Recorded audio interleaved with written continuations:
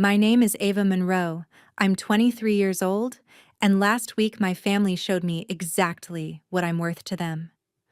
I had just finished packing for my graduation trip to Italy, the one I'd been saving for all year, when everything blew up over a single small book with my picture in it. I was standing in the hallway, flipping my passport open and closed, thinking about gelato in Rome and late nights walking through Venice, when my sister stepped out of the bathroom and blocked my way. Before I could even ask what she was doing, she snatched the passport out of my hand, tore it straight down the middle, walked back into the bathroom, and dropped the pieces into the toilet like they were scraps of junk mail. Then she turned, looked me right in the eye, and with this slow little smirk said, "There's no trip. Your job is staying home with my kid." From down the hall, my mom didn't even bother to come see what was happening. She just called out, like she was agreeing with the weather report, exactly. "You should stay. Family comes first." I heard a couple of laughs from the living room, like everyone thought this was hilarious, like destroying my passport and months of planning was just one big joke. I stood there on the cold tile, my suitcase half zipped in my room, my flight to Italy already paid for, realizing that to them I wasn't a grown woman who'd just graduated. I was free babysitting that tried to escape. I didn't cry, and I didn't beg. I watched my passport disappear with one flush, grabbed my backpack, and walked out of that house without saying a word. They thought that meant they'd won. They had no idea that was the moment everything started to fall apart for them, not for me. If you've ever been told to throw away your dreams because of family, you're going to want to hear how this ends. Oh, understand how we got to that toilet and that flush. You have to know what my life looked like before Italy was even an idea. I'm the younger sister, the one who moved back home to our place in Chicago while I finished my degree, the one everyone calls when something goes wrong. My sister Megan is 6 years older than me, married with a 4-year-old son named Oliver who everybody calls Ollie. When she had him, I thought I was just helping out here and there, a couple of afternoons so she could nap or run errands. Then, here and there, slowly turned into every weekend, every date night, every last-minute emergency, where somehow I was always the only solution. Megan would show up at the door already dressed for dinner, shove Ollie's backpack into my arms and say things like, "You're home anyway. It's not a big deal. You know how tired I am." If I mentioned a paper due or an exam in the morning, she'd roll her eyes and tell me, "Sisters help each other. Do you think motherhood is easy?" My mom, Linda, works nights as a nurse, and my dad, Rob, used to drive trucks and now dispatches, so most of the time they were either gone or exhausted. It was easier for them to let me handle it, and they convinced themselves I didn't mind. The baby monitor in my room, the diaper bag in our hallway, the cartoons always playing in the background, they all became normal, like part of the furniture. I missed birthday dinners with friends, skipped study groups, and canceled dates because at the last minute Megan would text, "Something came up. Can you please watch him? I'll owe you."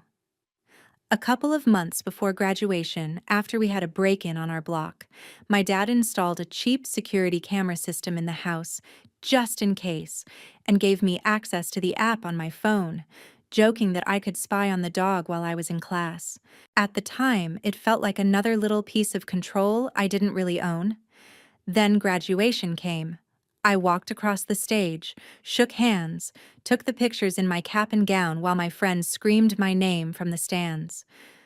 After the ceremony, we all ended up at this little coffee shop in Wrigleyville where we used to cram for exams. And for the first time in a long time, the conversation wasn't about deadlines or babysitting schedules. My friend Tessa said she was scared that once we started our jobs, we'd never get a real break again. Jordan joked that we needed one last big memory before we got stuck in offices and routines. The word just slipped out of my mouth without planning. Italy. I said it, and everyone went quiet for a second. I told them how I'd always dreamed of seeing Rome, Venice, the cliffs of Cinque Terre, how my grandma had left me some graduation money, and I'd been saving everything from my part-time job. Instead of laughing, they leaned in. We sat there for hours with our laptops, looking at flights and Airbnbs, splitting costs, realizing that if we were careful with money, we could actually make it happen. By the time the sun went down, our flights to Rome were booked for July, and we had a tiny apartment reserved near a cobblestone street I couldn't even pronounce. For the first time in years, I planned something that was just mine. No nap schedules, no last-minute texts, no guilt. All the way home on the train, my phone buzzed with group chat messages about pasta and photo spots and outfits. I walked into my parents' house that night with my cap still in my hand and this new, fragile idea of freedom in my chest, ready to tell my family the good news. I honestly thought they'd be happy for me. I had no idea that one simple sentence about a trip to Italy would light the fuse on everything that came next. The night I told them about Italy was supposed to be a celebration. My dad had fired up the grill in the backyard. My mom had laid out paper plates and salad and all the usual stuff, and Megan and her husband Ethan showed up with Ollie bouncing on his hip, already sticky from whatever snack he'd had in the car. I was still riding the high from graduation and the coffee shop and the flight confirmation email sitting in my inbox. We ate burgers and corn on the cob. My dad made a cheesy toast about how proud he was that both his girls had turned out successful in their own ways, and for a little while it almost felt normal. When we moved back inside to the dining table for cake, my mom set her phone up to record, wanting more videos for Facebook. I remember thinking it was kind of overkill, but I didn't say anything. When everyone settled, my dad asked, "So what's next for you, kiddo?" That was my moment. I took a breath and smiled. "Actually," I said, "I'm going to Italy this summer. Rome, then Venice, then down the coast." There was this split second of silence where I could see Ethan look impressed. My dad's eyebrows lift, my mom's smile freeze just a little. Then Megan's chair scraped against the floor. "Italy," she repeated, like it was a dirty word. "When?" I told her the dates, still not connecting the dots, still thinking she'd say something like, "That's amazing. You deserve it." Instead, her face tightened. "You're kidding," she said. "You do remember that's when Ethan and I are going to Florida, right? You're supposed to be here with Ollie." The word "supposed" hit me like a slap. No one had actually asked me, they had just decided. I shook my head. "I didn't know," I said. "We just booked everything today. I've been saving up for months. I thought you'd be happy for me." Megan laughed, but there wasn't anything funny in it. "Happy that you're ditching your family to go drink wine in Europe while we're stuck figuring out childcare," she said. "We planned this trip, Ava. Marriage needs time away. You can go to Italy some other year." My stomach dropped. I tried to keep my voice steady. "I've literally rearranged my life around watching Ollie for years," I said. "I've canceled dates, stayed up all night finishing assignments because you dropped him off last minute. I'm not canceling this. For once, this is about me." My mom put her fork down and folded her arms. "That tone," she said quietly. "That's not how you talk when your sister is asking for help. Family comes first. You live here. You don't pay rent. The least you can do is support your sister when she needs you." I felt my face heat up. I wanted to say that staying there wasn't exactly free, that the price had always been being on call whenever Megan snapped her fingers, but the words stuck in my throat. Megan leaned forward, eyes flashing.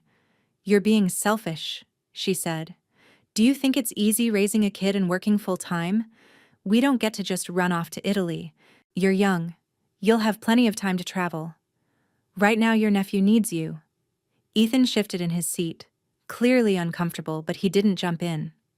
My dad stared at his plate like it could save him from choosing a side. I took a breath and forced myself not to back down the way I usually did. "I'm not canceling," I repeated. "I'm going." I've already paid. My friends have already paid. You'll have to find another solution this time. The room went quiet. The only sound was Ollie humming to himself, dragging a toy car across the table. My mom's jaw clenched. If you walk out on your family for some vacation, don't expect everyone to keep bending over backward for you, she said. It felt almost funny, hearing that, when I was the one who'd been bent out of shape for years. I didn't say that out loud. I just said, I'm still going, and stood up to clear my plate because my hands needed something to do. For the next 2 weeks, the house felt different. Megan stopped texting me for help.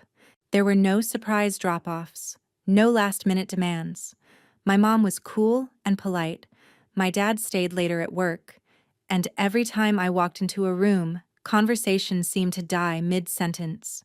You'd think that would have been a relief, not having to watch Ollie all the time. But it wasn't. It felt like the air before a thunderstorm, heavy and waiting. I told myself they were just mad, that they'd get over it, that once I was on a plane to Rome, they'd realize I was serious about my own life. Looking back, I should have known Megan wasn't the type to accept no as an answer. She'd stop asking me with words. She was already figuring out how to take the choice away from me completely. The day before my flight to Rome started out almost boring, which is funny when I think about how it ended. I worked a short shift at the coffee shop near campus, making cappuccinos for people who had no idea I was about to leave the country for the first time in my life. My friends kept sending links to Italian street food and TikToks of people riding gondolas, and every time my phone buzzed in my apron pocket, I felt this little spark in my chest. After work, I rode the train home, staring at my reflection in the window, trying to imagine myself as someone who actually got on planes and went places instead of someone who always stayed behind. When I walked into the house, my mom was at the kitchen table paying bills. My dad was in the living room half asleep in front of the TV, and the hallway smelled like laundry detergent. It felt normal enough that I let myself relax. I said hi, told my mom I was going to finish packing, and headed down the hall to my room. My suitcase was open on the bed, clothes folded as neatly as I could manage, chargers and adapters in a side pocket. I checked my email again to make sure my flight was still on time, then reached into the top drawer of my desk for the little zip pouch where I kept my passport. I unzipped it, touched the navy cover, and for a second I just stood there, smiling to myself. I walked to the bathroom to grab a travel-sized toothpaste and tossed it into my toiletry bag. I could see myself in the mirror, hair pulled back, dark circles under my eyes from weeks of work and finals and family drama, but my smile looked different. I looked like someone who might actually get out. I didn't even hear Megan coming down the hallway. 1 second I was flipping the passport open to my picture, the next her hand shot past my shoulder and ripped it out of my fingers. I spun around. "What are you doing?" I asked, already reaching for it. She held it just out of reach, eyes flat and cold. "Making sure you remember your place," she said, and before my brain could catch up, she bent the passport, tore it straight down the middle with a sharp, ugly sound, and let the pieces fall into the toilet bowl behind her. My stomach dropped. "Megan, stop," I said, stepping forward. But she just looked at me for a long second, then pressed the flush handle with one slow, deliberate push. The water roared, the paper swirled, and my future went in circles right along with it. "There's no trip," she said quietly, that same little smirk tugging at her mouth. "Your job is staying home with my kid." I heard my mom's voice from the hallway without even seeing her face. "Exactly. You should stay. Family comes first." Somewhere behind her, from the living room, there was this ripple of laughter, like someone had told a joke I'd missed, like my entire life wasn't just circling the drain. For a second I couldn't move. I saw the small security camera my dad had installed at the end of the hall blinking its tiny red light, but it felt like it was watching someone else's disaster, not mine. I thought about the late nights at the coffee shop, The graduation money my grandma had left me, the way my friends had lit up when I said the word Italy. I thought about every time I'd said yes to Megan, every time I'd been told that was what good family did. My hands were shaking, but my voice was calm when I finally spoke. "You know that's not your decision to make," I said. Megan rolled her eyes. "Grow up, Ava. You live here. You don't pay rent. You were never going to just walk away from your responsibilities. Now you don't have to pretend." I looked at her, at my mom standing behind her with her arms crossed, at the faint reflection of myself in the bathroom mirror. Then I turned, walked past them down the hall, into my bedroom. I grabbed my backpack, shoved my laptop, charger, a couple of changes of clothes, and my wallet inside. My suitcase sat open on the bed with neatly folded outfits I might never wear in Italy, but I left it there. When I walked back through the living room, my dad looked up, confused. "Where are you going?" he asked. "Out," I said. "Just out." Megan snorted. "You're not going anywhere without a passport," she called after me. I didn't answer. I stepped out onto the porch, felt the evening air hit my face, and closed the door behind me. I didn't have a plan. I just knew I wasn't staying in that house 1 second longer. What I didn't realize in that moment was that the same little camera my dad had installed just in case had caught everything, and that the thing they'd used to box me in was about to become the thing that finally set me free. I didn't get very far before the shock faded and the anger kicked in. By the time I reached the bus stop at the end of our street, my hands were still shaking, but my brain had finally started connecting dots. I called my friend Tessa. The second she heard my voice, she said, "What happened?" I told her everything in one breathless rush, from the fight at dinner to my sister ripping my passport and flushing it. There was a pause. Then she said, "Ava, that's not just messed up, that's illegal. You're coming here. Now." She texted her address again, just in case, and I rode the bus across the city with my backpack on my lap, replaying my sister's smirk, my mom's voice, my dad's confused face. At Tessa's apartment, she shoved a mug of tea into my hand and made me sit on her couch while I went through it again, slower this time. When I mentioned the little red light on the hallway camera, she stopped me. "Wait. You have security cameras in the house. You can access them, right?" I blinked. "Yeah, my dad gave me the app when he installed them." "Why?" Tessa stared at me like I'd just handed her the answer. "Because your sister didn't just ruin your trip. She destroyed a federal document on purpose. You don't just swallow that, you call the police." The word police made my stomach twist. Where I grew up, you only called them when something was on fire or bleeding, and even then someone tried to talk you out of it in the name of keeping the peace. But then I heard my sister's voice in my head. That casual, "Grow up. You live here," like she owned me, and something inside me hardened. I opened the app and scrubbed back through the footage to the time I'd gotten home. It was all there, grainy but clear. Me walking down the hall, her slipping in after me, the bathroom door, her holding the passport up and tearing it, the flush. Watching it from the outside made my chest hurt all over again, but it also did something else. It made it undeniable. This wasn't a misunderstanding or an accident. She knew exactly what she was doing. Tessa sat next to me and put her hand over mine when I dialed the non-emergency number. I gave them my name, my parents' address, and told the dispatcher that my passport had been intentionally destroyed by a family member, and that there was security footage of the whole thing.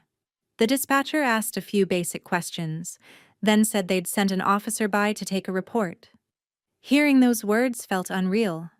Like this was happening to a character on TV, not me.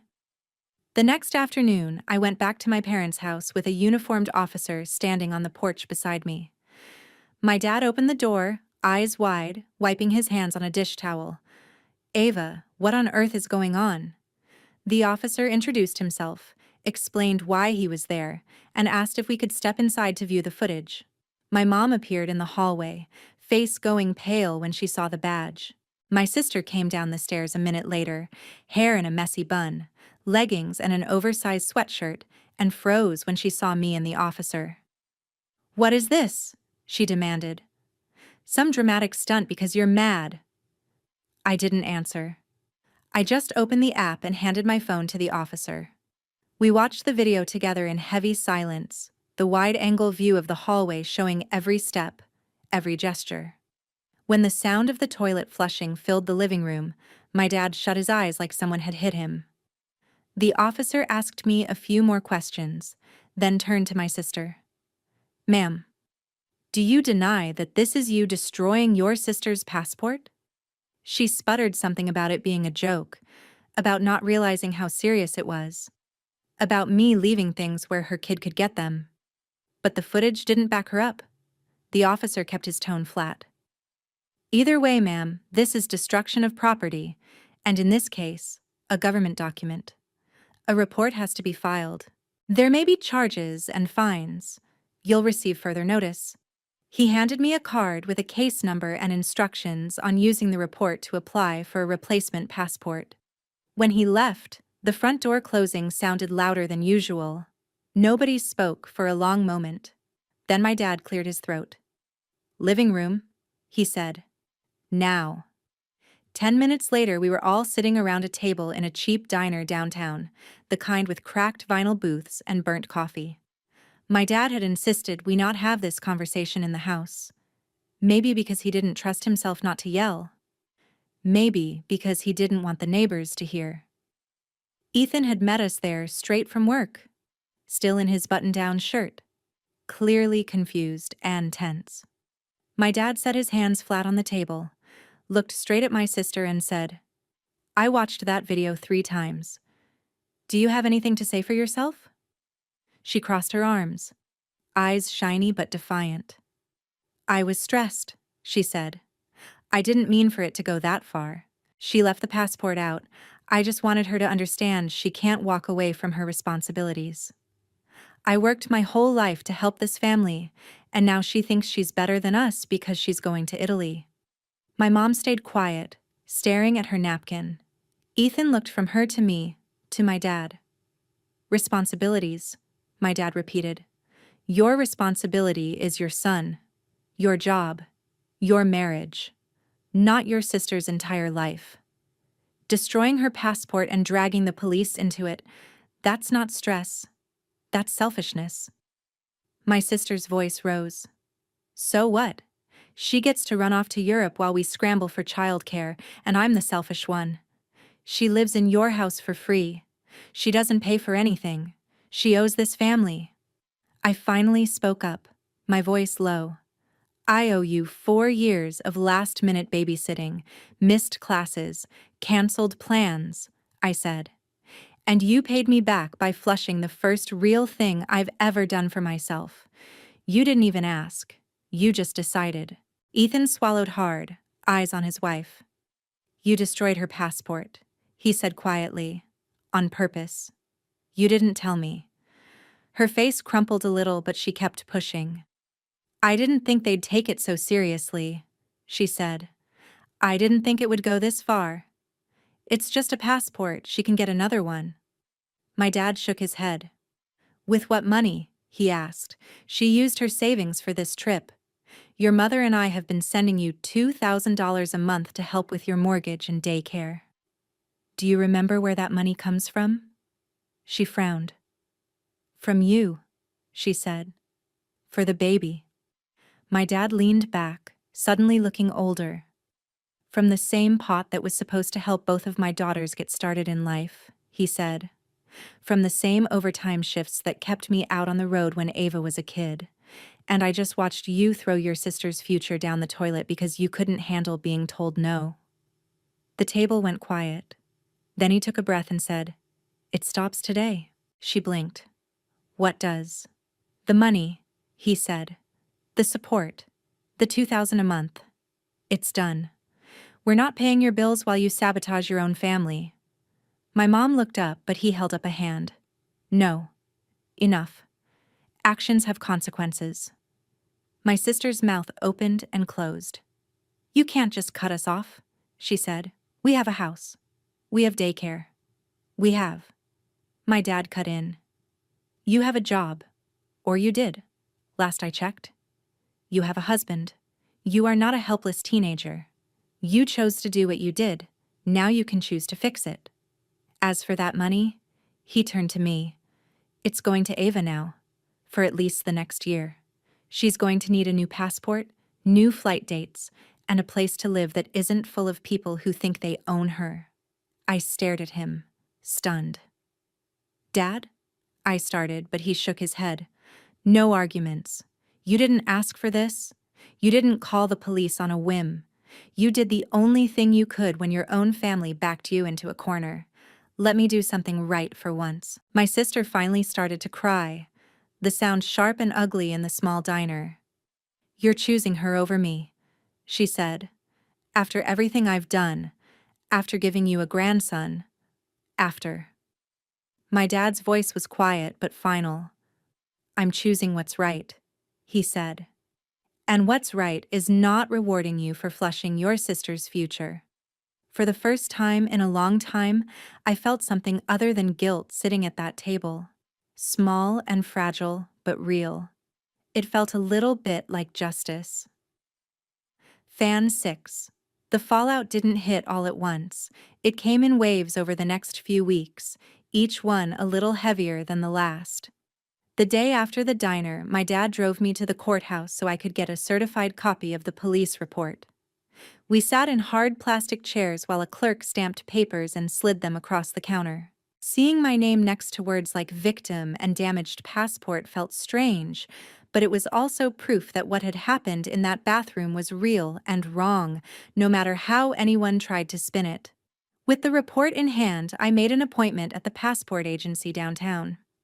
The expedited service wasn't cheap, and the clerk warned me it might still take a few weeks, but at least there was a path forward. On the train home, my dad stared out the window at a city he'd driven through 1,000 times in a truck and finally said, "I should have stepped in sooner. I let things go because I was tired, because it was easier, and I'm sorry." I didn't know what to say, so I just nodded.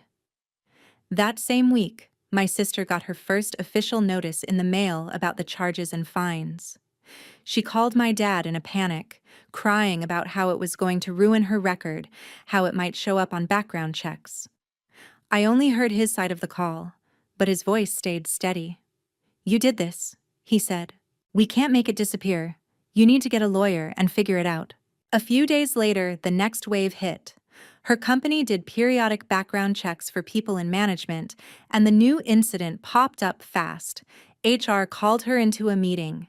Ethan told me later she tried to frame it as a family misunderstanding that got blown out of proportion. But destruction of a government document and police report aren't words you can pretty up. They gave her a choice that wasn't really a choice. Resign quietly now, or be terminated when the internal process was done. She came home with a cardboard box of office decorations and a look on her face I'd never seen before, brittle and hollow. Losing the $2,000 a month from my parents had already stretched them thin. Losing her salary on top of that was like yanking the tablecloth out from under a full set of dishes. The mortgage, daycare, car payment, legal fees, they all stayed the same while the income shrank. Ethan picked up extra hours and side projects, but there's only so much one person can do. You could feel the strain in the way he spoke, shorter sentences, longer silences. One night he showed up at my parents' house alone. I was at the kitchen table with my laptop filling out job applications when he knocked on the back door. "Can we talk?" he asked. I made him coffee because that's what I do when I don't know what else to do. And we sat across from each other at the same table where my mom had once lectured me about family coming first. "I didn't know she did that to your passport," he said finally. "If I had, I wouldn't have let it get this far." I believed him, but it didn't erase the years of me being free childcare while he looked the other way. I told him that, as gently as I could. He nodded. "I know," he said. "That's on me. I should have stepped in sooner too."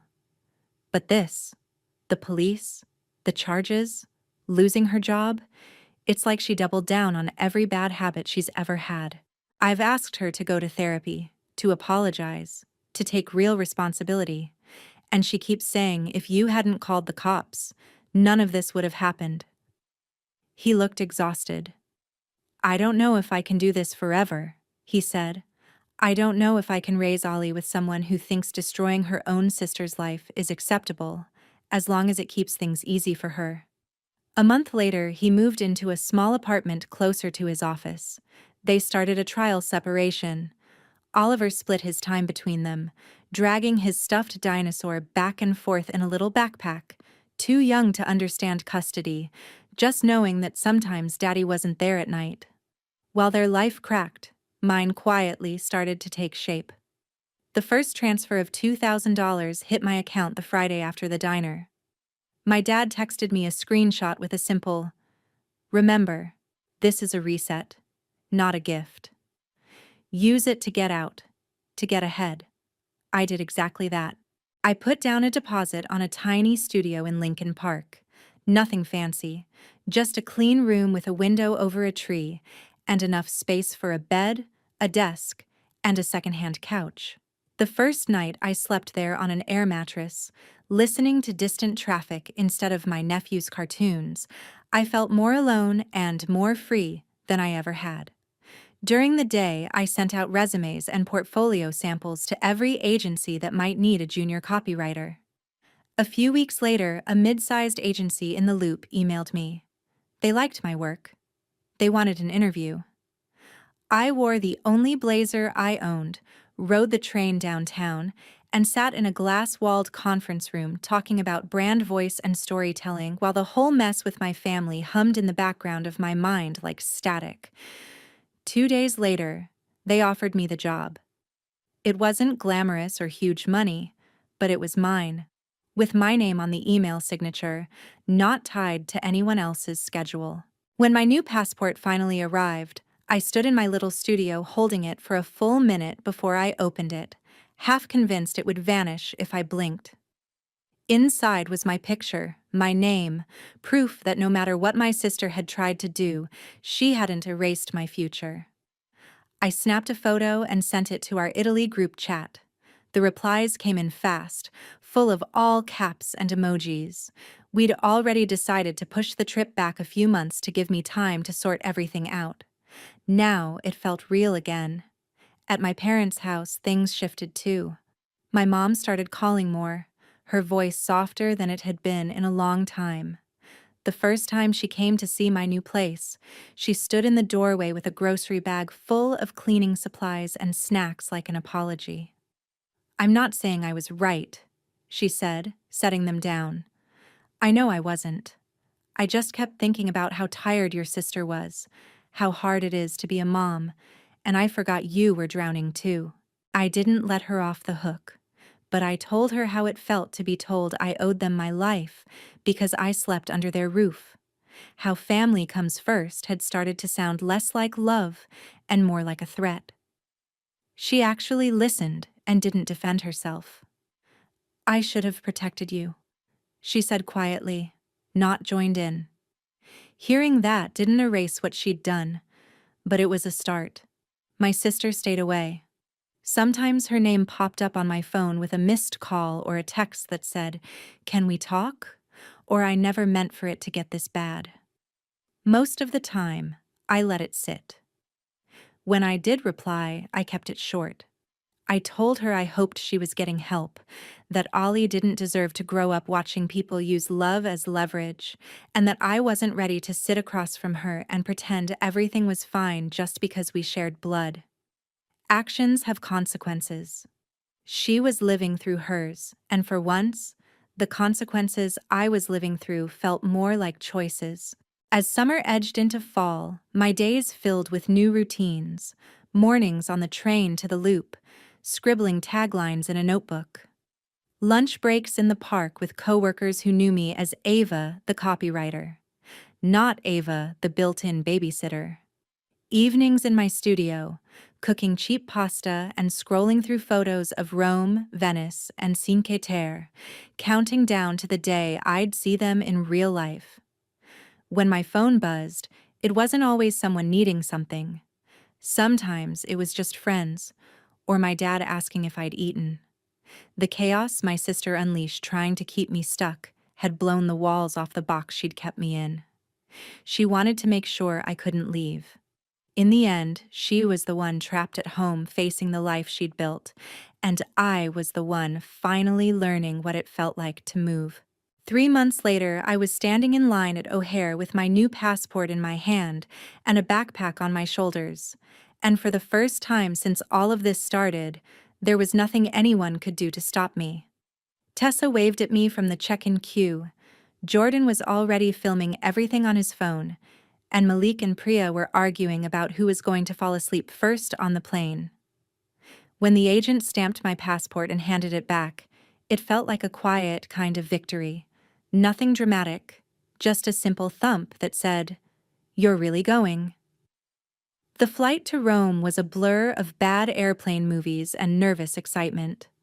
When we finally stepped out into the humid Italian air and I heard people speaking a language I didn't understand, my chest tightened in a good way. We ate pasta in tiny restaurants where the menus didn't have English translations, got lost down narrow streets in Venice until we stumbled onto a canal lit up like a postcard, and hiked along the cliffs in Cinque Terre with the sea spread out below us like it went on forever. There were moments when I would catch myself reaching for my phone out of habit, expecting a text from Megan asking if I could watch Ollie, or from my mom asking me to rearrange my plans. The messages I actually saw were pictures of my nephew at the park, sent by my dad, and blurry selfies from my coworkers back in Chicago laughing about some inside joke at the office. Nobody was trying to guilt me into coming home early. Nobody was telling me I was selfish for being there. One afternoon, sitting on a stone step in Rome eating gelato that was melting down my wrist, Tessa nudged me. "Do you regret anything?" she asked. I thought about that bathroom, the sound of tearing paper, my mom's voice saying family comes first like a command instead of comfort. I thought about the nights in my studio, quiet and lonely and mine. I thought about Ollie, who hadn't asked for any of this, and Megan, who was finally having to stand on her own feet. I shook my head. "I regret not saying no sooner," I said. "That's it." When I got back to Chicago, the city felt different, even though nothing had really changed. My studio was still small, my job still demanding, my bank account far from impressive. But I walked up the stairs to my place with a suitcase full of dirty clothes and a phone full of photos, and I didn't feel like I was sneaking back into someone else's life. I felt like I was returning to my own. My mom came over for dinner a few days later and listened to my stories with a kind of quiet pride that didn't have strings attached this time. My dad asked to see the passport stamp and joked about how maybe one day he'd get on a plane too. Megan texted me a picture of Ollie holding a crayon drawing of a plane with my name scribbled on top. "He misses you," she wrote. I stared at the screen for a long time before replying. "I miss him too," I said. "I'm open to seeing him. But I won't be your built-in babysitter again. If we're going to have a relationship, it has to be one where you respect my boundaries." There was a long pause, then a simple reply. "I know," she wrote. "I'm working on it. I don't know exactly what our relationship will look like in 5 years or 10. Maybe we'll rebuild something healthier. Maybe we'll always keep a little distance. What I do know is this. Family is not a free pass to break you. Loving someone doesn't mean letting them use you, and being related to someone doesn't give them the right to flush your future down the toilet and call it sacrifice. Sometimes the most loving thing you can do, for yourself and for them, is say no, and mean it. If you're listening to this and you've been told that choosing your own life makes you selfish, hear me clearly. You are allowed to have dreams that don't revolve around other people's comfort. You are allowed to set boundaries and keep them, even when it makes people angry. And if the only way someone knows how to keep you close is by cutting up your wings, maybe the bravest thing you can do is step back, rebuild, and learn to fly anyway.